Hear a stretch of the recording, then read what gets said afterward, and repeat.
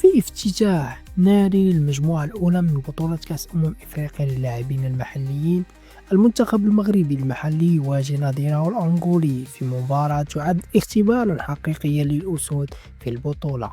يبقى السؤال: هل سيؤكد المنتخب المغربي المحلي تفوقه أم أن أنغولا ستفاجئ الكل؟ معلومات أساسية عن المباراة: يواجه المنتخب المغربي منتخب أنغولا يوم الأحد 3 2025 في الساعة 4 عصرا بتوقيت المغرب في كأس إفريقيا للاعبين المحليين 2025 ضمن منافسات الجولة الأولى.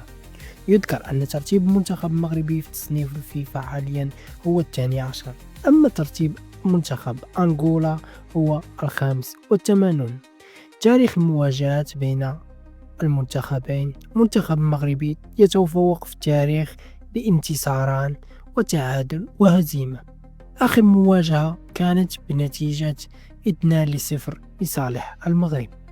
نقاط قوة المنتخب المغربي المحلي: توليفة قوية من لاعبين محليين متألقين في البطولة الوطنية، استقرار تقني وقيادة من مدرب يعرف خصائص اللاعبين والسكيتيوي، خبرة في مثل هذه المنافسات حيث سبق للمغرب التتويج بلقب الشان مرتين.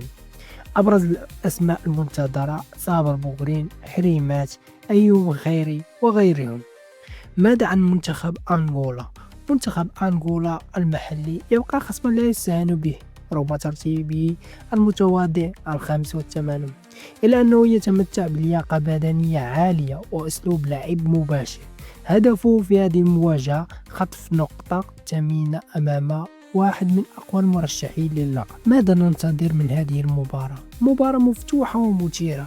المنتخب المغربي مطالب بالتأكيد قوته من أولى جولات البطولة. 3 نقاط ستكون مفتاحا للتأهل المبكر. كل أنظار ستكون على أداء اللاعبين المحليين ومدى انسجامهم داخل الملعب.